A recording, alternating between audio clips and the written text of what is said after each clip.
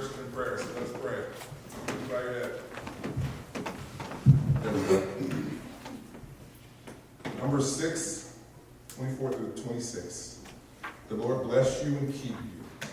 The Lord make his face to shine on you and be gracious to you. The Lord lift up his countenance on you and give you peace. Father, a promise that you gave to your people is that one day we will see you face to face. You command your people to pray this prayer we find here in Numbers. When you return and receive us, we will be holy, and we will be like you, and we will be able to see you face to face. This morning we cry out, make your face to shine upon us this morning. Father, we ask that you hear our prayers and that your will be done and not ours, because our will always puts Jesus on the cross every time. In your will we find peace and purpose. Those who are called by your name receive a heart guarded by peace, everlasting joy, and the new love that we can receive from no other. Father, we are more than thankful for your loving kindness and faithfulness that goes from generation to generation. And we are more than thankful for the blood that was shed by Jesus Christ for our transgressions against you. We thank you for the mercy and forgiveness found only through Jesus Christ. As children of God, we boldly bring our requests to you, knowing that you work all things out for good, for your purposes, not ours. So, Father, as a church, we confess our sins, our unthankfulness, not honoring you as God as we should. And we ask that you give us a love for you that places you first and a taste for you that is sweeter than anything in the world can offer. We lift up Highland Baptist Church, asking, Lord, that you continue to draw us closer to you, that you raise up leaders to continue to shine the light of Christ in Fitchburg. By your grace, let Highland continue to present the word of God and to stand firm on it. Protect us from false teachings and ungodly passions for worldly success. Let us not grow weary in doing work for you. And let the joy of the Lord be our fuel. Father, we also ask that you grant this church, your chosen man, to shepherd, not just to preach, but to also shepherd this church. A man who will be able to stand before you at the end of days and not be ashamed because he did all he could to present the flock mature in Christ. Lord, grant this church a man that is holy. Lord, we also lift up our children to you, our little ones, and those who have just graduated high school and those who have just graduated college, different stages of life. But our request is the same. May they be holy because you are holy. May you guide them and bring them back when they drift from your path. And also, Lord, do that for us as well. We lift up our neighborhoods to you, Lord, as we enter the summer. Grant us divine appointments to share the gospel, but also give us a spirit of patience to make relationships. And then, Father, as you know, we lift our prayer requests to you. There are many sick. There are many trials. There are many who are mourning the loss of loved ones. We ask that you would heal those, Father, who are in need of healing physically and emotionally. We ask that you would bless those who are in need of a financial blessing. Make a way for those who have come against the barrier that they can't get around. We ask that you would restore broken families. Deliver those addicted to depraved passions. We know that nothing is too big for you, but we ask that you would work all these things in your will and not ours. We pray for our country, particularly our military families today. Tomorrow we honor those who gave their life for the freedom we enjoy here this morning. Many parents and wives and children are celebrating without their loved one who died serving this weekend. To them, this weekend is more than a barbecue or a day off of work. Let us take advantage of this weekend and pray and offer hope to those who lost loved ones during this time. And last, Lord, we lift up Pastor Denny this morning as he brings the message you have placed on his heart. We ask blessings and protection for his wife and children. We ask that you will speak clearly through him and give us ears to hear. To the God who is blessed forever, we ask all things in the name of Jesus Christ. Amen.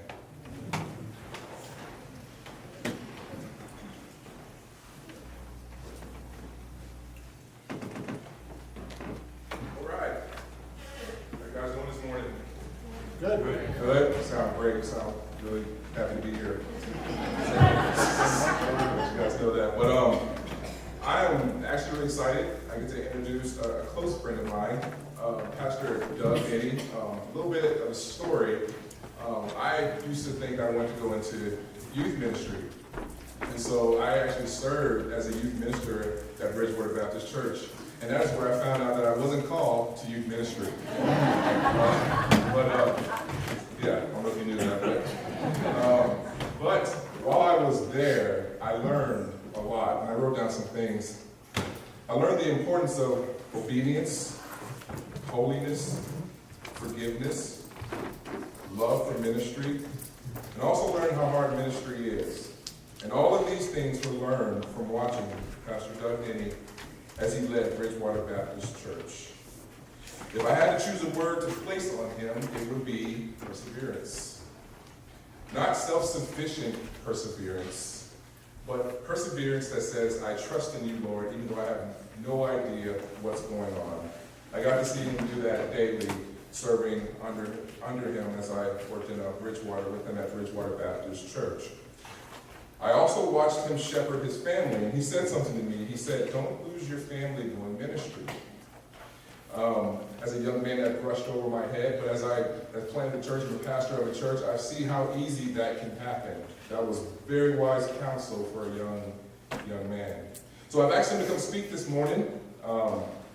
Ex-Marine sergeant and also an Army chaplain, so I thought it would be, being that Memorial Weekend, it would be great for him to be here. His wife Ellen is not here with her because the children are sick. He has 4 children. Colin, who's 10, Scarlett, who's 8, Annabella, 4, and Liam's 3.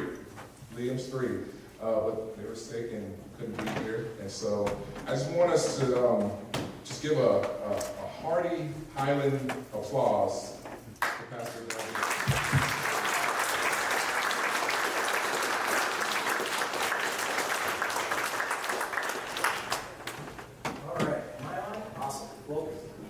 Glad to be here, and Tim and Tony, it's always awesome to see them, and he liked the teenagers. He's just messing with you guys, but it's funny walking into this church. You guys are very sweet, got to shake a few people's hands. My wife actually sat in one of these pews for like a few services when she went to Fitchburg State. One of her friends brought her over, and she's like, I remember that church. And she's like, yeah, wooden pews, nice wood, yeah, right across the street. And so it was pretty interesting as she actually sat in these pews, and she was excited to come. But if you have 4 kids, or 5 or 6, or how many God bless you, I wanted 1, okay? And then I was like 1 and done, and then my wife kept tricking me, right? And then 2 and through, 3 and no more. And then once you have 3, it's like, hey, just after the 4th, when I told the doctor, tie that knot, burn it, do whatever you got to do. We had 2 kids while planning a church. And so I'm going to share with you my story, and then I'm going to share you with God's laid on my heart. But so I started going to church. I grew up in Brockton, City of Champs, and in a 6-decker apartment building. Dirt poor, single mom, 6 kids. We didn't really go to church. We had a statue of Mary. That's about it in our house. I appreciate the Irish song, by the way, my Irish background. And I thought that was like a Dropkick Murphy song a little bit, as going off to Boston for that worship song. But so anyway, I was just 3 years old, and we had an old woman in our neighborhood, and where I lived at this particular time was right near Mainspring Shelter in Brockton, if you've ever been in that area. It's a pretty rough area. And so we had an old lady. She was kind of like a bag lady, not bag lady, but she collected cans. It was on disability, and she really didn't know a lot. She didn't have a big education. But one thing she did changed my life forever. She came up to our door, she knocked on it, and she asked my mother, hey, can your kids come on the bus to church? And, we are dirt poor, And she's like, is it free? Are you going to take all 6 of my kids? She's like, yeah, probably like 2 hours. Have them all, right? And so that started me going to church. I accepted Jesus in my heart when I was 6, and then served in church, went to the youth groups, mostly for the girls, and did all the bad stuff, and still a Christian, because once you have Jesus in your heart, you can't lose it. But I was kind of doing all kinds of dumb things. Now, where I grew up, people didn't go off and become pastors and do all that stuff. It was maybe a drug dealer or a construction worker or drop out of, you weren't really thinking about ministry. When I was 16, I felt called to be a pastor. And I told my mother, she's like, nope, that's not happening. maybe you should be a counselor. Maybe you want to do, and so I just started doing bad things and getting to the bad crowds and selling things I shouldn't have been selling, street pharmaceuticals and all kinds of stuff. That's drug deal. I used to do bad things, and so I find myself now, I'm 17. I dropped out of high school because I was making too much money. I didn't need school, and I had a nice car. And then all of a sudden, some of my friends started getting killed, and things started happening. And I was like, you know what? What am I doing? I need to change my life. And so I was sitting in church, and the pastor was going at it. He's still pastoring the same church, and I was just like, you know what? I got to change my life. And so I decided to do what every misguided youth does in America. I joined the United States Misguided Children, the United States Marine Corps. But before I did that, I had to get my GED because I dropped out of high school. It took me 5 times to pass that GED. 5, okay? And I'm sitting there, GED, passed it, went in the Marine Corps. I'm like, okay, I finally made it through basic training. Now 9/11 happens. Twin Towers start crashing into buildings. I'm at Camp Lejeune, and we're all excited and sad at the same time because we can finally go and get some, right? And go after the Taliban, go here and there. So now I fast forward. I'm a sergeant in the Marine Corps. I was a 50 cal gunner. I was probably with the 1st Marine Division. We were the first ones on the ground to take down Saddam Hussein in his regime. And so we were there. We were in Fallujah, and we lost about 32 Marines in my unit. And in our helicopter, we put a lot of KIAs, a lot of people that we're celebrating this weekend on Memorial Day who gave the ultimate sacrifice. And as they're laying in the helicopter and we sat down and things are going off and, Scud missiles going off and they say, hey, listen, you got to get your gas mask and all this stuff happening. I look up to the sky. I'm like, God, if you get me out of this, I'll do anything. Anything. I don't want to die here in the desert. I will if you want me to. That's the call I answered for freedom, but I'd do anything. Well, that anything, fast forward, was meeting my wife, who was at Fitchburg, and she was like a little wild child at the time, pastor's kid. Her dad was a pastor. So I kind of met her while I was in the Marines, and I was speaking at church just like this, giving my testimony, and we started dating. Got out of the Marine Corps. I felt led to go to Bible college. And I ended up at Boston Baptist College for a few years, and then went down to Florida at Trinity and finished my degree and served on different staff as associate pastor, did some youth stuff, worked at a church of 100 people. In Florida, had a church of 4,000 people, so I got a lot of experience. Well, then, fast forward a little bit more, I go back in the military. I was actually an Army sergeant, too, with the 4th Infantry Division, and then they switched over to the 1st Cavalry Division. Why? Because they were paying for me to get my master's degree.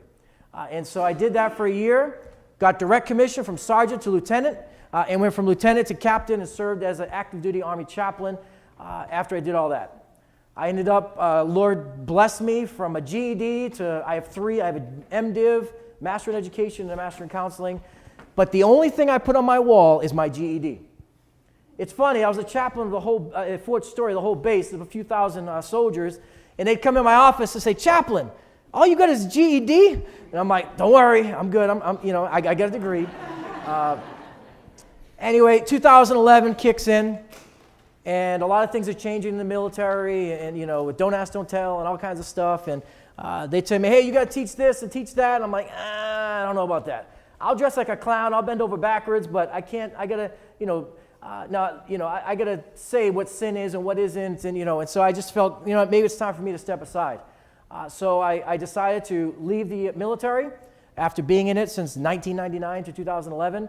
God opened up a door for me to serve as a chaplain at the VA Boston healthcare system, Jamaica Plain, Boston, and Brockton.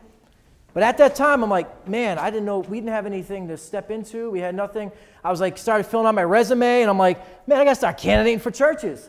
How do you do that? I'm a poor kid, bus kid. I don't know pastors. I don't know churches. I'm not in this buddy network thing. I was the type of person at Bible college where I kept asking questions. They wanted me to shut up. I kept saying, why do we believe that? Quiet. Why do we, I remember one time I asked a guy, were you ever a pastor? No. It's like, why are you teaching me then, right? Yeah. And they didn't like me, okay? So God opened up an opportunity, a church in Virginia. We went down and preached. I have like a broken northern accent, weirdly, because I spent so much time in the South because of the military. But anyway, but I am from Brockton. So we went down to Virginia, and I preached there. The church's like, we want you to be our pastor. I'm like, okay, I'll pray about it. That's what pastors say when they don't know. Like, we'll pray about it, right? And I go back home, and my wife's like, I don't know, right? I mean, it had a nice building, the parsonage, the whole 9 yards, the 401k plan, and all that stuff. And started praying. A pastor called me up and said, hey, there's some busted down, empty church building. It's 125 years old across from Bridgewater State University. Why don't you come meet me there for coffee? I'm like, wait a second. This is a trap, right? I go in there. Would buy this boiler because it was like, I don't know, it was just like an old, it looked like this building, but this was a lot nicer. Same wooden pews, right, Tim? The balcony and all this stuff. And anyway, I just walked in there. There was mold everywhere. It was like people just left. And it kind of broke your heart as I walked down and saw the old wooden pews and the old wooden floor. And I'm like, man, this place has been closed down for like 4 years. So the guy, older pastor, throws me the keys, like, pray about it, because I know it's what you're going to say. I'm like, he's a pastor. He knows the line, right? You can't lie to him. So he gave me the keys. I told my wife, I said, let's go take a look at it. We opened up the church Easter Sunday, 2003, I think it was, and we had no people, just my wife and 2 kids, because remember I told you she had 2 kids while we were planning it. And the first service, we had 63 people show up. They did a story in the newspaper about my military background and all that stuff, and being in Iraq and some of the medals I earned and all that, and we got front page of the paper. Resurrection Sunday, a church is going to be resurrected by this military person. And so 63 people showed up. I did the music. I took the offering. We didn't know what to do with all these people. The bathrooms didn't work. I didn't know what to do. And so it was pretty cool. So God blessed it, 63 people. Last Easter, we had about 245 people. It was just growing. Our problem is that with the new church, similar to probably your church, and we were across from university, just like you, is that new people would come, but trying to get people to work and serve. And so we decided, we prayed about it, that we merged with another church building who had a bigger facilities. They were only 8 miles away, and that worked out. And, everything was going great. And then God decided to throw some health stuff at my way I stepped away from pastoring in February.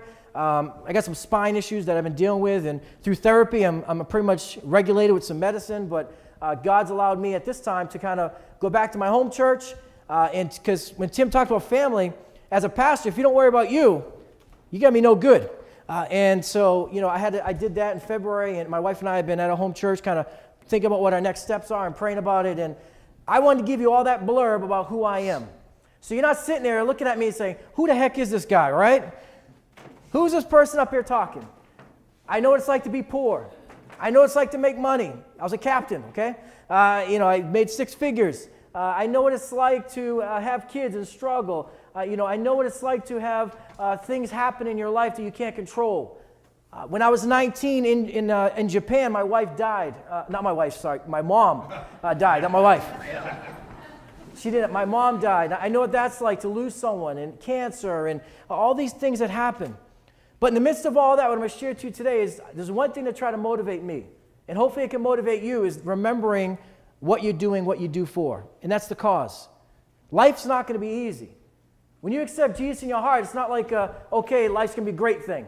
I don't care what Joel Osteen says, right? He's cool, good, nice hair, but I don't care what he says. Your life is supposed to get worse. I love that song that woman sang, by the way. I want to go see the Gaither song. It's pretty cool. One day at a time. As you realize when you wake up today, this may be your last day. This may be the last time. It reminds me of a poem. I say it a lot at funerals, but it goes like this, that I have no yesterdays, time took it away. I may not have tomorrow, but all I have is today. Do you realize all you have is this moment right now? It ain't by happenstance that someone made you come or tricked you to come, or maybe you came out of tradition to church today, that I would be here. We only planned this like 3 days ago, like a week ago, Tim and I. I'm like, hey man, I'll come down and speak. He's like, okay. I was like, all right, I'll come down and speak. Listen, God divinely allowed this opportunity to happen. So I hope that you have an open mind and open heart as we look into the Bible today, and hopefully this will help you. And, as we all go through certain things, we're going to be reading today in a familiar book, a familiar story. Oftentimes, you probably heard it at Sunday school or, at Vacation Bible School about David and Goliath, right? young boy, gets some stones, kills this big giant that's like almost 10 feet tall, right? But as I've read this story and heard it thousands of times, I want to kind of glean a little bit, something a little bit different on the story, to maybe give you a little bit of comparison about maybe things you can help with your own life. We're going to pick it up in verse 17. So it's 1 Samuel chapter 17 in verse 17. Now I'm reading out of the New King James Bible, so I don't know what type of Bible you have, but this is what I grew up in. I use other versions, but if you have another one, that's okay. I just can't recite other books. It messes me up. But so verse 17, then Jesse said to his son David, take now for your brother. Now let me explain something to you. Military. How many veterans we have? Thank you for your service, okay? Thank you. In the military, depending on what time frame you were, you had C rations, right? Who was a C ration generation, right? Okay. Then you had the MREs, meal ready to eat. Okay, those two. Now they have like McDonald's and Wendy's. They really do. We were in Kuwait. Pause for a second on the message. We were in Kuwait coming back after we went in the Air Force. No, anybody Air Force? I won't make fun of you. I'm sorry. Air Force was there. They used to be part of the Army, but Air Force was there. And I come back. They have cell phones, air conditioned like tents. I didn't shower for like 45 days. I was in, all this stuff I had to write on a piece of cardboard, put free on the corner, and say, I'm alive. And that's what I sent home. And I'm like, man, they have all the perks. I should join the Air Force. Smart man's military, Air Force. I tell the young people, don't go in the Marine Corps. Go in the Air Force. But back then, David was the person bringing the food to his brothers. He went up to his brothers and he actually prepared some food for them. And here we see in these verses that his father, Jesse, is telling him to go up and give your brothers some food. They're up there on the battlefront, and the Philistines are on the other side. Go prepare the food for them. Now, also, David didn't just bring food for his brothers. He brought it for their officer as well. As we see here in verse 18, and carrying these 10 cheeses to the captain of their 1,000, and see how your brothers fare, and bring back news of them. So see, David was up there, bringing food to his brothers and also the captain that was there. Helping someone, helping his family. You ever feel a need to help someone? You ever get burned by a family member when you help them? I have. I have my younger brother battling with addiction, and it breaks my heart. I've tried to help him over and over, detox over and over, and it's like, maybe some of you have family members that are just crippled with this, with the drugs that are out there now. The heroin is such a powerful thing, and I talked to my brother. Actually, I talked some 2 days ago because he just OD'd again, and he didn't want help, and he's living on the streets and kicked out of the shelter. And I'm like, man, how does it grip you like that? He's like, I always need it. I always need it. I was like, man, I just want to tell you about Jesus. I don't want to hear about that stuff. Can you give me some money? Can you buy me some cigarettes? Can you buy me this? And have you ever tried to help a family member out and they just want more and more and more? Or they let you down over and over and over again? Here, David is trying to help his brothers, and they're going to start to criticize him. So David comes up, right? Probably, with his Happy Meal or whatever. He comes up with this food, and he's trying to feed them, and all of a sudden, he sees what's going on. He sees the Philistines lined up on one side, and he sees this big giant named Goliath. He was 9 feet tall, 9 inches, right? Pretty big dude. We could probably use him on the Celtics tonight, right? So here he comes up talking smack and all that stuff. Hey, I'm going to kill all you people, and here's a challenge. If you can bring one person out to me, we'll just surrender right now, and if you can do that. And so he's laughing and chuckling, and here comes young David. We don't know his age. It just tells us he was a lad. Here he comes up, shepherd boy, and he sees his brothers. He sees all these people probably that he grew up in his neighborhood or in his town or in his village, and they're all scared. And he's looking around at his own king, and all these people are just trembling at this Philistine that's laughing at their God. How many of our people that we try to help laugh at our God? How many people that we try to help say, oh, there you go, Mr. Holy Roller, gonna whip up, you're going to beat me over the head again, a Christian terrorist, hit me over the head again with the Bible, talking that God talk. David was awestruck when he looked at these people. Sometimes we're awed by children in their childlike faith. They don't realize all the evil and the hurts that are around them. I love talking to my 8-year-old daughter and son when my son's not trying to play Xbox. But, when I'm trying to play, talk to them, and their mind is so pure. And they just, they come up with stuff that you're like, wow, it just blows your mind apart that they would comprehend something so simple as that. Here, David looks at the problem. He's like, what are you guys complaining about? It's only one man. Our God created everything. We see this, what happens. We also see that, when we talked about helping people, sometimes you get discouraged by people around us.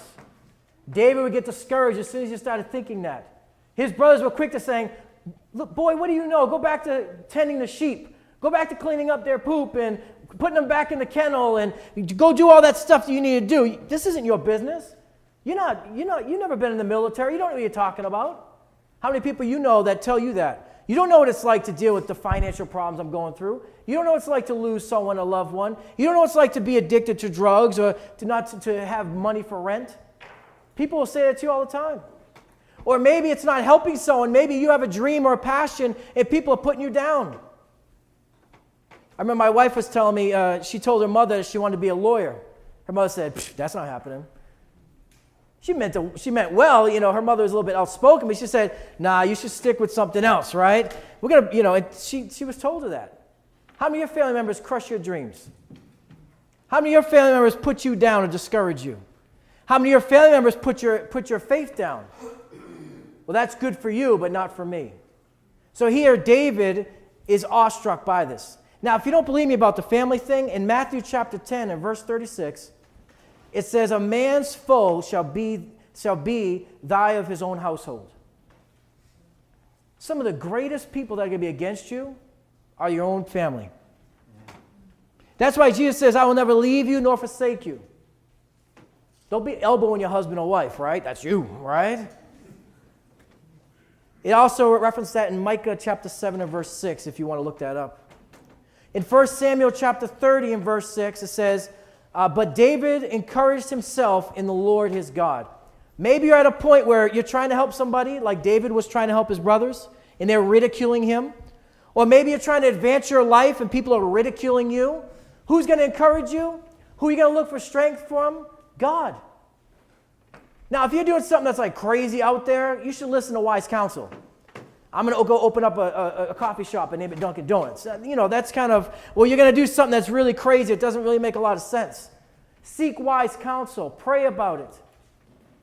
But sometimes God gives you that desire and that passion in your heart, like we see with young David, that it just eats him up inside, that he has to do something. I remember when I was in the military, especially in Iraq, I would take a bullet for anybody. I would do anything. If that flag fell on the ground, I would dive, and I would risk my life, and even today, break my neck over the piano just to make sure that flag didn't touch the ground. Anybody else would do that? Let me ask you a question. If I threw this Bible on the ground, how many of you would be more upset? You should be upset I threw the Bible on the ground. I preached a sermon once where I actually put the Bible on the ground, and then I put my foot on it, and then I put the flag on the ground, I put my foot on it. There was 900 soldiers in the chapel when I did that. You should have seen them get angry, right? He did the flag, he put it on the ground, he put his foot on it. I said, listen, which more? I got yelled at, by the way, by my colonel. You're not supposed to do that. But I try to prove a point is, where is your loyalty? Amen. Is your loyalty to God or to something else? See, David's loyalty was to what? His God. He didn't care about this giant. Maybe your giant is something in your life, something that's holding you bondage. Maybe it's pressure from a family member. Maybe it's work. Maybe it's finances. Maybe it's this idea in your brain that you look at TV and you think you have to have this perfect life. Kind of like my house on Thanksgiving, right? When I try to invite family members over, and if your family's like mine, they're temperamental. Half temper, half mental, right? But you have this idea in your mind that you're going to sit down, everyone's going to love each other, and they're going to talk. No.